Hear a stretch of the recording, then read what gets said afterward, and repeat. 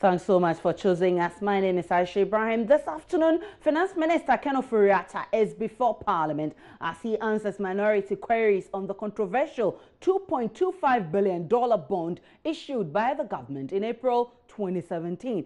It follows the passage of a half-hour motion last week by the House to summon the minister to provide the full complement of documentation related to the issuance, the participants, the utilization of proceeds, and the currency in which the bond was settled. Let's go back live there and get more from the interactions. As late as 14th November 2016, Mr. Speaker, right before the elections,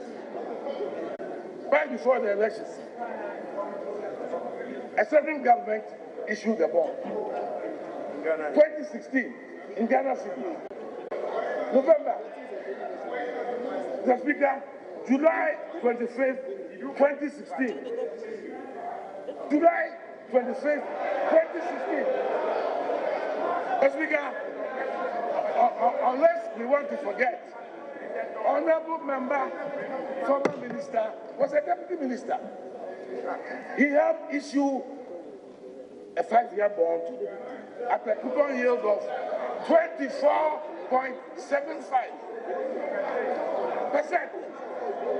Mr. Speaker, the same deputy minister is accusing somebody.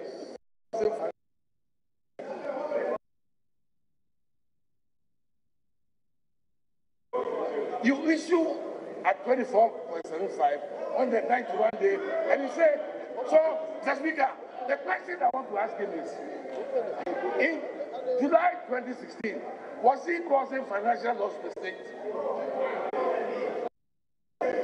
Mr. Speaker, Ghana is moving forward. Mr. Speaker, Ghana is moving forward. Investors, Mr. Speaker, the currency is stabilizing. Our reserves have gone down. Mr. Speaker, he made reference to a statement by the Deputy Governor of the Bank of Ghana.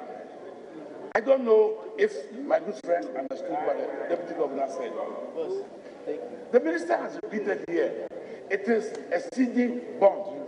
Repeat, a CD bond. Until the government of Ghana decides how it is going to use it, the Bank of Ghana cannot do anything with it. Mr. Speaker, our reserves went up. Thank you very much, Honorable. Thank you very much, Honorable. Mr. Speaker, the leaders will conclude 50 minutes each. There will be no interruption for the leaders. As we speak, Honorable Member.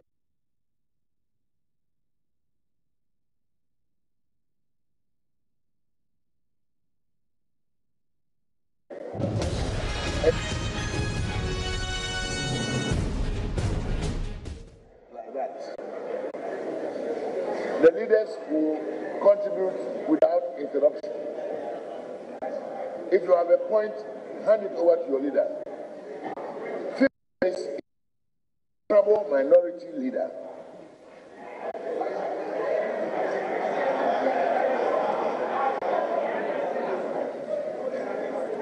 Honorable Minority, 50 minutes. Right, Honorable Speaker, I thank you very much for the opportunity. Mr. Speaker, in my heart, I feel strongly vindicated that I had cautioned. I heard you, Mr. Speaker, in proceeding to invite comments and to allow for debate on this matter, Mr. Speaker. I heard you quote Order 70, even though they allow the rules to prevail. When you come understanding Order 70 and refer this statement to the statement for which we ask for detailed information, the debate itself is constrained and will suffer. And Mr. Speaker, not for a financial transaction of $2.25 billion that this House must have a restricted debate on the subject. It has implications. It has implications on our debt profile. It has implications on the future of our country. And Mr. Speaker, I begin with what I will describe as some dumb economists. You are borrowing money for 15 years. You are the same person telling the people of that I'm working hard to improve the macroeconomy, which will get better. Yet you are staying at 19% for 19 years. You don't even anticipate 15 years. You are not anticipating that. You are not. Mr. Speaker. Mr. Speaker.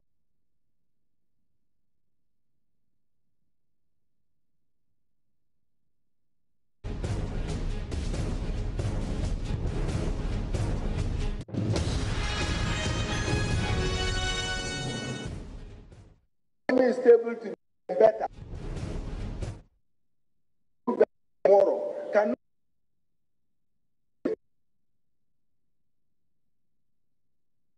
not factor that.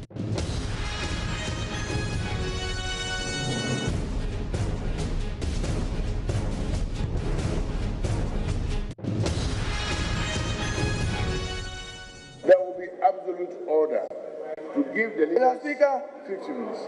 Mr. Speaker, let me come to paragraph 48 of the minister's comment. Only in Ghana that you go to cedi-denominated dollar, and yet the cedi improves your international reserves. New economics. I have borrowed in cedis, yet my international reserves have improved. Paragraph 48. Paragraph 48. And I'm quoting Mr. Speaker. Mr. Speaker, he says, I'm happy to announce that the bonds also strengthen our current account and build our international reserves.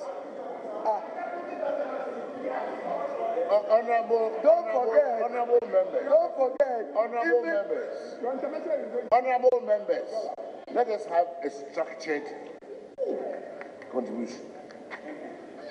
Honorable Minority Leader, please continue. Mr. Speaker, so it is interesting to note, very intriguing in Ghana, that you borrow in cedis, not dollar, yet your dollar reserves improves. That's very significant. Mr. Speaker, the minister also says in paragraph 40, the bond in question comply, and I'm quoting his word, in every material detail with the tenets of the rules and regulations governing the issue of government securities. The Securities Exchange Commission is required by law to approve this bond. There's no bond in place. Yet, did the bond walk through the process of our securities law and the authority law? No. And yet you say you have passed through due process. Which due process? Due process determined at the Ministry of Finance or determined by the laws of Ghana. That you must have the securities give approval to this bond. Mr. Speaker, that is also significant to note. Yes. Mr. Speaker, order. Mr. Speaker, there are more unanswered questions. Honorable Leader. There are more unanswered. Honorable Leader, you may simply address me and proceed. Thank you, Mr. Speaker. Mr. Speaker, may I also refer to paragraph 42? We ask for utilization of the bond. This is the Parliament of Ghana, the people's representative. He accounts for 2.5 billion plus 1.1. That's 3.6. Where is the rest? Minus 9.6. Where is the rest of the 6 billion? How he intends to use it? This Parliament deserves to know. It should come properly. The motion was utilization of proceeds. On utilization of proceeds in paragraph 42 of his statement, all he says, to date, out of the total amount raised, 2.5 billion has been used to reprofile the debt. That's fine. 1.1 billion used to finance the budget. That's fine. So 2.5 plus 1.1. He is not the one to determine expenditure, subject to the control of the legislature. We are saying that the 6 billion. Order. 6 billion, we deserve to know how he intends. Order.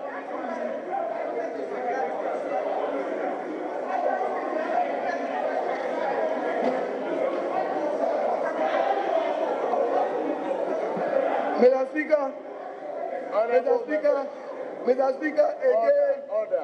paragraph 36. Honorable Idris Muhammad. Paragraph 36. Honorable Minority Leader. Mr. Speaker, paragraph 36. I will not want any responses by individuals. Even in the secondary school, we knew in our debates that when the principal speaker was summing up, and you have a point, you write it down for the principal speaker who is going to respond. So let us not shout things across. If you have any valid point, give it to your leader to respond. Honorable Haruna, you may continue. Order. Mr. Speaker, paragraph 36, the emphasis is on the fact that in 2016, 90% foreign and 10% domestic. We are not questioning foreign participation. We are questioning concentration risks, 95% going to one entity known as FP, or Franklin Templeton. So we are not questioning the participation of foreigners.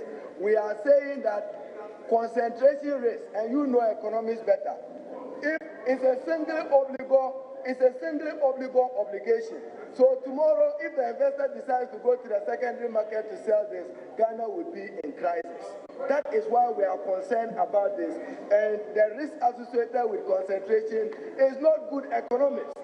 Mr. Speaker, we have not had as adequate information as we email. This is Parliament House, the home of transparency. Let's know who got the email when and for what, and what exchange went on, so that we know. Because Ghanaian local investors are not too happy about this particular transaction and how it was closed. So, Mr. Speaker, that is why I initially said that when we come under Order 70, it may be problematic. But at least in the public interest, let me conclude, Mr. Speaker, that this House and this country is governed by law. We have the Public Financial Management Act. He says he has complied with rules and regulations. He should streamline his comments against what the provisions in the Public Financial Management Act is relative to borrowing, whether domestic or foreign. He must satisfy that particular requirement. And Mr. Speaker, the person which is named for which is being looked at in another instance will be another subject for us to look at. But let me conclude, Mr. Speaker, to say that we maintain that to borrow 2.25 billion for purpose of reprofiling debt is a matter of public interest. And it's a matter that the Parliament of Ghana must be clothed with every relevant information and document, because we do not want this country to be declared a debt distress country. And Mr. Speaker, in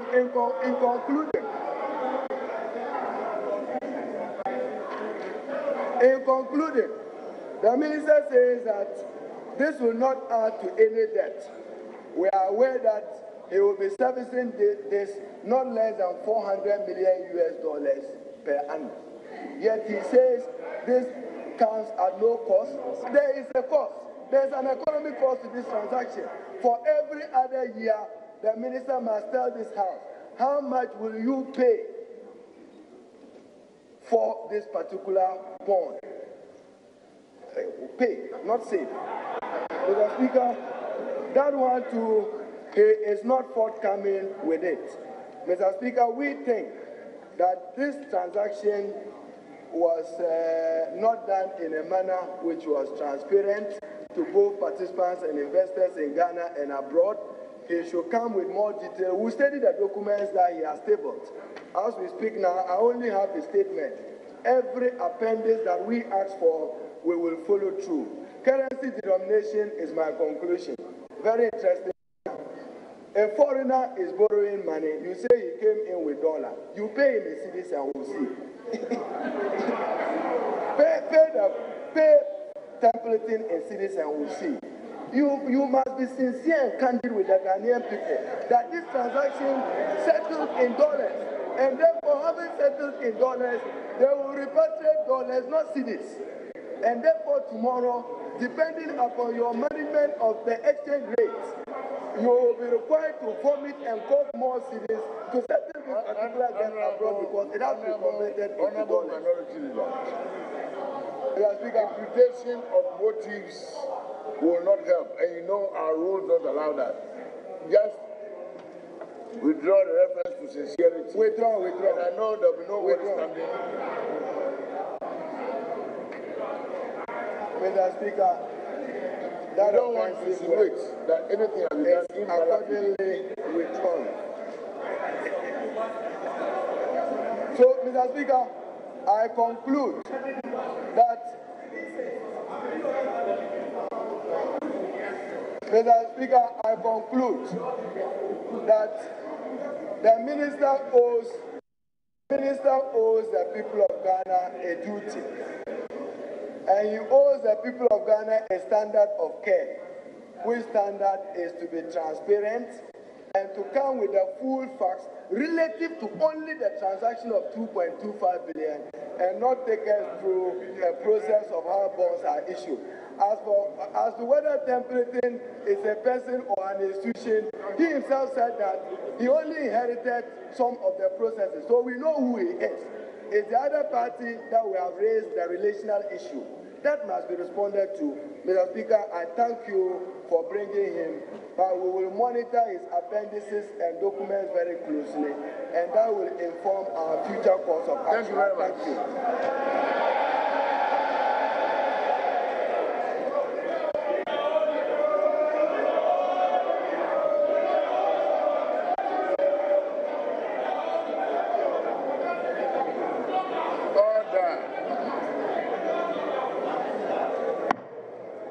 Honorable Majority Leader, 50 minutes.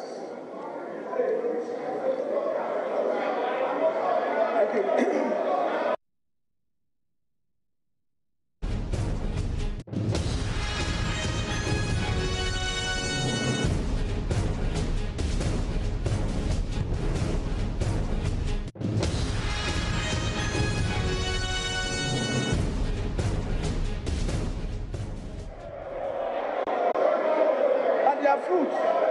Mr. Speaker, by their fruits you shall know them. By their fruits you shall know them. Mr. Speaker, the orders as provided in Order 72, which we came under, are very clear. A minister comes by a statement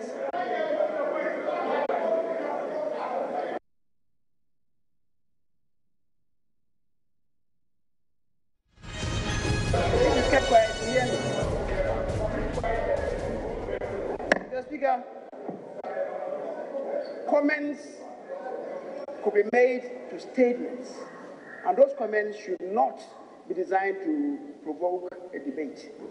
What we have listened, Mr. Speaker, what we have listened to from our colleagues, certainly, I must recognize you have been most charitable, and Mr. Speaker, perhaps we go on a similar vein. A colleague said the market is more intelligent and clever. Mr. Speaker, I agree with him.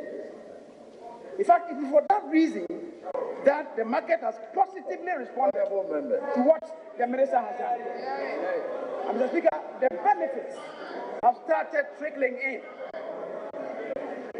Mr. Speaker, at the very outset, issues were raised that the bond issuance did not come to Parliament. It was part of the allegation outside there. I'm happy to note that the people who put that out in the public domain have sprinted away from that allegation. Mr. Speaker, then they said the bond issuance is in dollars. Today we have all heard, Mr. Speaker, and my colleague, the minority leader, was further articulating this. He knows Honorable that members, in this house. Honorable members, should the majority leader not speak?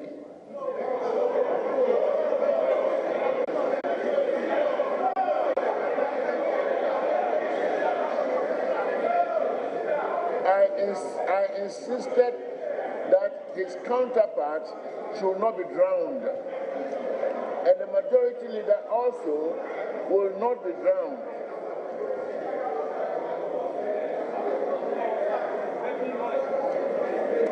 Order. Mr. Speaker, the world was told that the interest rates were very high.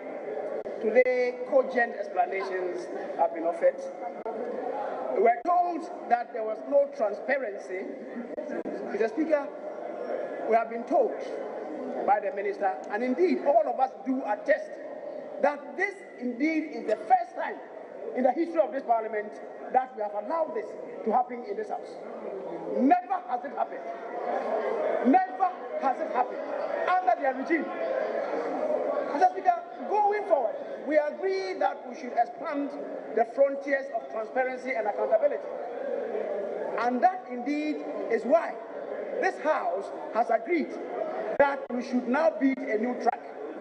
It explains why, when the motion was moved by the minority leader, the Speaker, I seconded the motion. That indeed is strengthening the oversight responsibility of Parliament.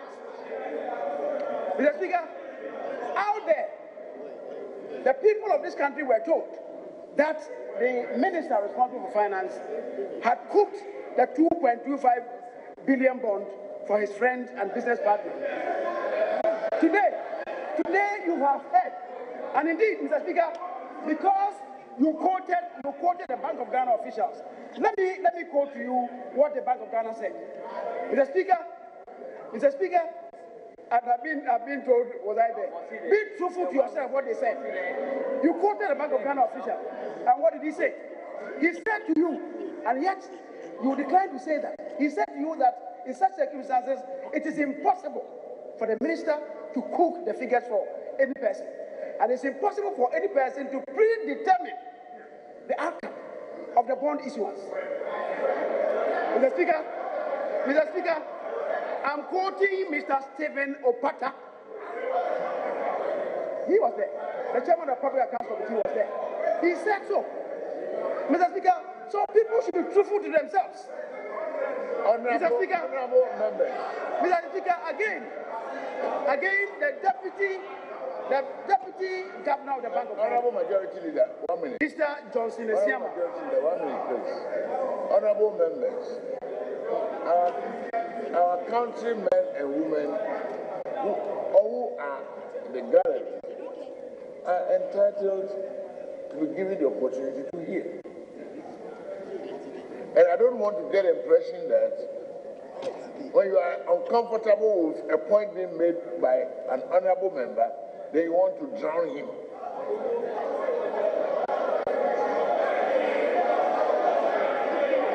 Mr. Speaker, Mr. Opata is the head of Financial Management Service. Honorable members, let there be order, and I insist on that in both sides of this honorable house. Honorable Majority Leader, you may continue. Mr. Speaker, and Mr. Johnson Esiama is the second deputy governor of the Bank of Ghana, and he said, I quote him, for those of them who are saying that these things were done in secrecy, I'm quoting what he said, that at the beginning of every year, government announces its borrowing plans, which are available for all investors and potential investors to bid for, and can therefore not be any secret transaction. I'm quoting his very words.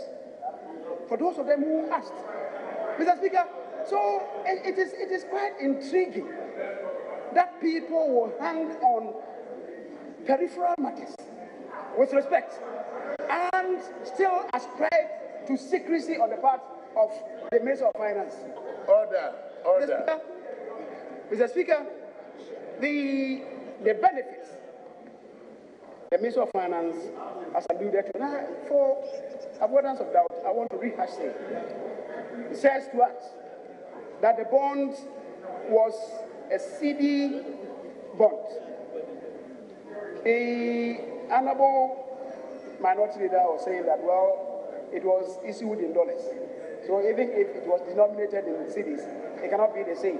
Mr. Speaker, in this House, with respect to colleagues, at the beginning of every term of a parliament, we contract laws. They are issued to us they are dollar denominated, and yet we assess them in cedis. Do we say that we owe dollars? Mr. Speaker, I think this is very commonsensical. It's very commonsensical, and people should appreciate the importance. Mr. Speaker, we have been told, and the point has been falsely made, that the bond participants are not strangers to our bond. Mr. Speaker, the benefits we have been told that has raised the highest amount in the history of this country and in sub-Saharan Africa. It has extended the tenor of the domestic debt to 15 years, so it's giving this country profound reprieve. Mr. Speaker, the transaction was debt neutral. In other words, it's not going to add a peso to the country's debt stock. Mr. Speaker, those of them who know. And my colleague who worked in the Bank of Ghana knows that what we are saying is right. He knows what you are saying is right. The Honorable Fifi Kwete knows that it is right.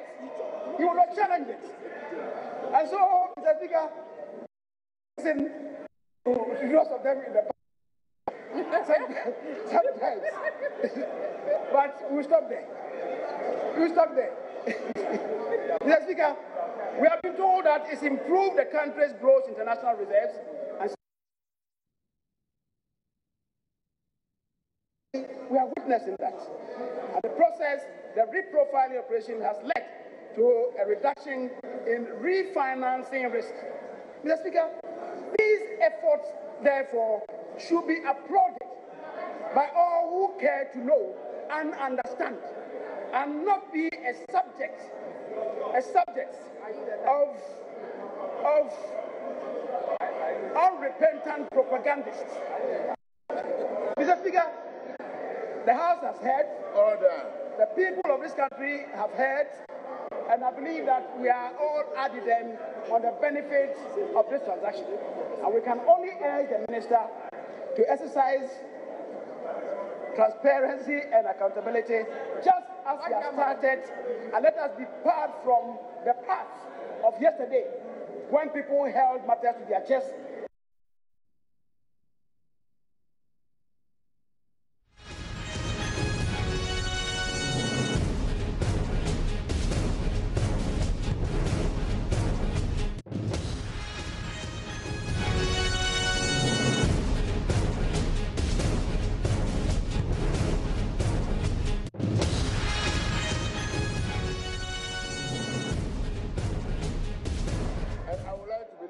You did not mean to say anyone conspired. Mr. Speaker, there was a contrivance. Thank you very much.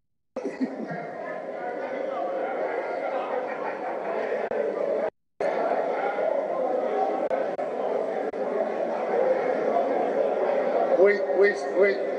Our new times are 12, and for the 4 hours, they end at 4. Because they come home. At the appropriate time, if necessary, we shall extend hours and proceed. Honorable Minister, you may make 5 minutes of concluding remarks.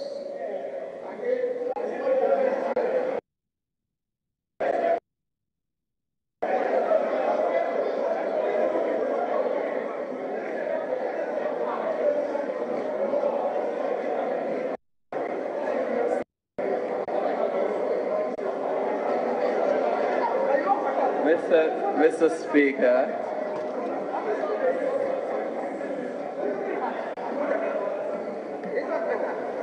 Speaker, honorable members,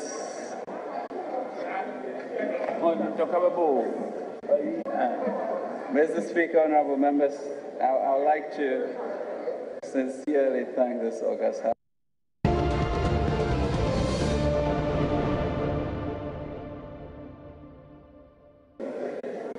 I would like to address the issue of transparency,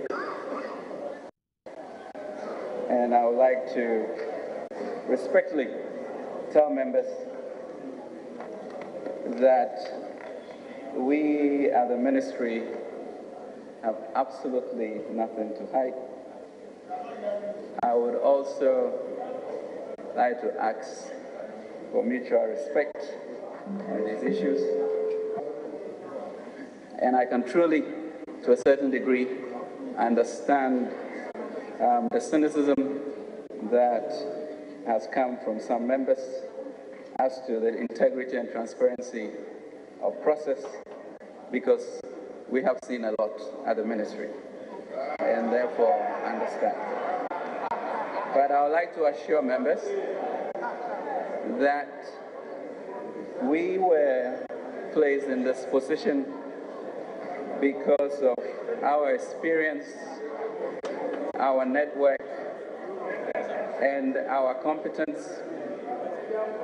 And so this will not be the last time that we will do transactions in which we as the ministry are very familiar with people in the financial services industry. But let me assure the House that we will maintain the standard of care for the public first, alluded to by the minority leader, and we would ensure that the right to eliminate poverty and ensure that the country moves forward continues. I think we all know that things are getting better, and we are working hard at that. Mr. Speaker, in listening to some of the comments, sometimes reminds me of when Jesus healed the blind, and the blind man went into the synagogue, and instead of the Pharisees asking and congratulating this new resolve and ability for this person to see, they were asking why he was healed on a Sunday. Mr. Speaker, these little issues we would contend with. We will provide all the documentation, if any, that are left. We would encourage the other side of the pew to visit our offices. Mr. Speaker, there's tremendous work ahead, and we as a people will just have to continue fighting and ensuring that this country's distress is removed. Honorable minority that I mentioned, we leading the country into distress. I think we will note that we are in distress, and we are trying to claw back from that. And we will not be looking. Mr. Speaker, I would like to thank the House for this opportunity. I would like to assure the House of my continuing respect and to be transparent and work of candor and provide everything that they may need. Thank you very much, Mr. Speaker.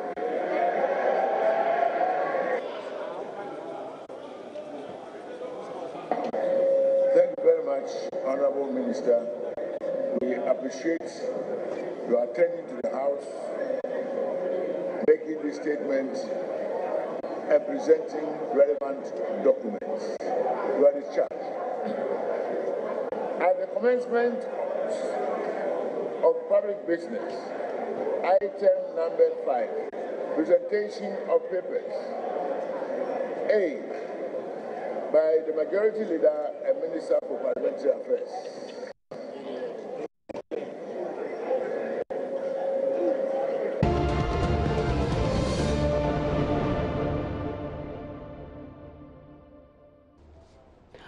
Well, you heard it from Parliament, the Minister for Finance trying to justify the 2.25 bond, which has been so controversial. The minority wanted him to explain the conflict of interest bit and how much was involved. They want to know whether it was in cedis or in dollars. And you heard the minister, and at a point he would throw in some Bible quotations there, and the minority said that was a red herring. They're not satisfied with the explanations by the minister, but then the majority also tried to justify at one point, but it just happened that the whole house, both sides did not reach any compromise. Joining me on the phone is our parliamentary correspondent, Joseph Opoku Gakpo. Good afternoon to you, Joseph. Good afternoon to you, Aisha. The finance minister tried to explain and actually justify why that controversial bond was issued. What did he say? How did he explain the conflicts of interest bit? Well, on that bit, he kept on drawing attention to the fact that this is a process that is done by what he calls the book runners, and these are 3 different banks that oversaw this particular process. That's Barclays Bank, Stanbic Bank, and also the Strategic African Securities. And went on to make the point that these are the institutions that dealt directly with the investors in question, and so there is no way that he as an individual or anyone at the finance ministry could have influenced the process in any way. He made the point that this is a transaction that had been put on what they call the bond issuance calendar, and so all the potential investors were very much aware that this was going to be done. And so the claim that it was a process that started in secrecy and that no one knew about it cannot be entirely accurate. He went on to make the point that as far as he is concerned, when it comes to the rules and procedures for the issuance of bonds, this is something that's been done over the years. And what they did this year is very much in line with the same rules and procedures that have been used for many years now when it comes to the issuance of bonds. And he says that the only thing that changed this time around is that there's renewed confidence in the economy, and so a lot more money came through as a result of the issuance of the bond. But he's convinced that nothing was done wrong. He went on to say that there are a lot of benefits that would accrue with the process that went on. He indicates that this is something that would help the country deal with the debt situation that they came to meet, which was so very much on the high side.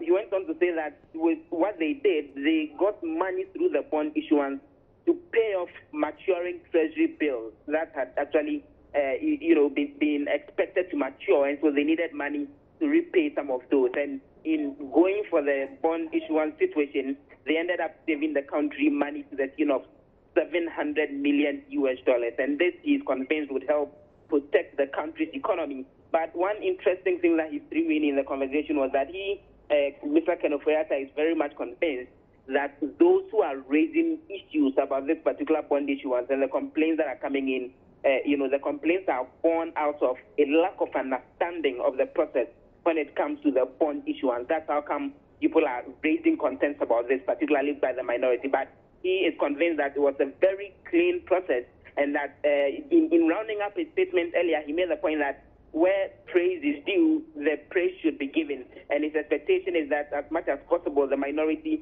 will be honest with their feedback when it comes to their management of the economy, and go ahead to give them the deserved praise when they see that they've done something right with regards to the economy. The minority is the least satisfied with this explanation. What are their concerns? Prime among them is an issue that the minority leader raised earlier with regards to the kind of documentation that they had received, because the motion that the finance minister was responding to, he was supposed to provide full documentation on the entire process. The minority leader indicated, even before the finance minister began his speech, that they've not had that full documentation. He made some specific references that they needed a list of those who participated in the bond issuance. This is something that he says was not provided to them by the finance minister. Again, minority ranking member on the finance committee, Aso Fortin, has been raising a number of concerns. He, for example, pointed to comments that he says were passed by some officials of the Bank of Ghana who appeared before the Public Accounts Committee, and they told them clearly when they appeared before the Public Accounts Committee that the amount that accrued was actually settled in dollars when it comes to the issuance of this bond. And so he was discrediting the claim by the finance minister that this was a domestic bond that was issued. He again made a point about an allegation that he had made earlier, that he's saying that the finance minister had caused financial loss to the state, and indicated that they were issuing this bond to raise money to repay treasury bill that was maturing at a rate of 16.5%. So he doesn't see a situation where you would go for a loan at 19.5% and use that to come pay back a loan that was running at a 16.5% rate. He sees this as causing financial loss to the state. And so that is another thing that he's pointing to. And even to sum it all up, another member of the Finance Committee, Isaac Adongo, drew attention of the House to the fact that he's saying that the responses that the Finance Minister came to give on the floor, he wasn't really addressing the specific issues in terms of the concerns that they have. To use his words, he's saying that the Finance Minister was virtually running around the issues and not addressing the specific concerns that they have. Those are some of the reactions that have been coming in from the side of the minority. I saw the majority leader, in fact, getting to the tail end of the procedure, trying to justify this deal. I'm sure it didn't make any difference. Exactly. Essentially rehashing a number of the points that had been made previously by the finance minister, and drawing attention to the fact that there have been signs in the past that the NPP were those on the minority side, they sought information regarding specific government activities that they didn't get. He thinks that with the democracy of the country maturing, we are seeing a situation where both the majority and the minority joined hands and went ahead to invite the finance minister to come give specific explanations and reactions when it comes to this particular bond issuance. And so he thinks that it's an indication that the nation's democracy is actually growing. But just to round up with two additional points that the minority leader, Haruna Idrisu, raised just in his brief remarks before we saw the majority leader take over, he indicated that the money that accrued, which is to the tune of $2.25 billion US dollars, when you convert that into cities, is running into something in the region of 9 billion cities. Now, he said that from the documentation that the finance minister submitted to them, they've seen that it's accounted for how they are spending 2.2 billion cities of the amount. The rest of the 7 billion, the finance minister has not spelled out what exactly they are using the money for. He finds that very curious, because he thinks that the full documentation should have provided explanation for how come, in terms of how they will spend the rest of the 7 billion. And again, he drew attention to the fact that as at the time that this transaction was done, the Security and Exchange Commission here in Ghana did not have a board, but the provisions in the country's laws, it requires that such a transaction should come with the approval of the Securities and Exchange Commission. And so he thinks that the absence of such a commission and its board who have overseen this process to the extent that it went out without them giving the approval, is an indication that some level of illegality was actually perpetuated. But those on the majority side disagree to this claim by the minority leader. Gakwa, I saw the finance minister laying the documents before the House. Indeed, after all the explanations he gave, whether they accepted it or not, will that be the end of this matter? As to what exactly would happen next is an indication that most likely we would be getting from those on the minority side as to whether this actually draws to a close the entire conversation about this particular bond issuance. But let's get some answers to that. The Deputy Minority Leader, James Abeji, is addressing the press just outside the meetings of Parliament. Let's hear a few of the comments, and then we'll put that question specifically to him as to what exactly happens next beyond what we've seen on the floor of Parliament today. I'm sure other important matters were deliberated upon in Parliament. Dapo, update us on that. He came here with his own questions, the processes that are involved in raising bonds, the processes that are involved, who are the book runners, and all those issues were not what we are asking for. We're very specific on the 2.25 billion. So I am not satisfied. Because if you read even the text that he himself provided, where in answering the question of in which currency was the bond settled? They said the bond was settled in Ghana City. Now, you went on to say that because of this bond of $2.25 billion issue, it has increased our international reserve. We don't have international reserve in Ghana City. We have international reserve in dollars. So how can you issue a bond in city, and that bond was settled in city, then that city bond now goes back to increase your international reserve. So I think that he's shooting himself by that conflicting statement. Who do not understand? I think that what I've explained now, you as a journalist, or even ordinary Ghanaian on the street, will appreciate the fact that our international reserve is always denominated in dollars. Now, if you issue a bond and they pay you in cedi, how can that go to increase your international reserve? That is simple.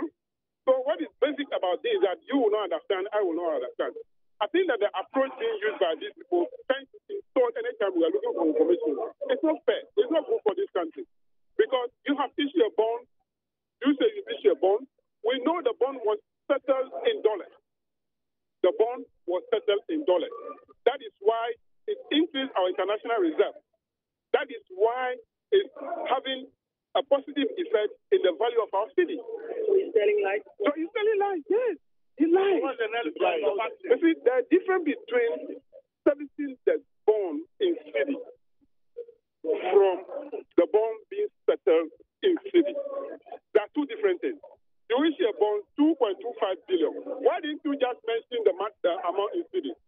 If truly the bond was issued in city, just say the amount was 9-point-something billion Ghana cedi. Why do you decide to make, say, 2.25 billion? So for the minority. So let me explain. So the bond was issued in dollars. They are going to service the debt in cedi. But the fact is that Franklin Templeton, which is the investment company that bought the bond, when they receive the interest in cedi, they don't need interest in America, cedi in America. They will go to Bank of Ghana and change this cedi into dollars. And that Bank of Ghana will then fall on the few cedi dollars available in our economy and give it back to them. So they will take their money back in dollars because they don't need cedis for anything. So you service the debt in cedi, the company goes to Bank of Ghana, surrender the cedi, and take dollars. Would that not have negative effect on the availability of dollars for our economy? All those facts must be made known to Ghanaians.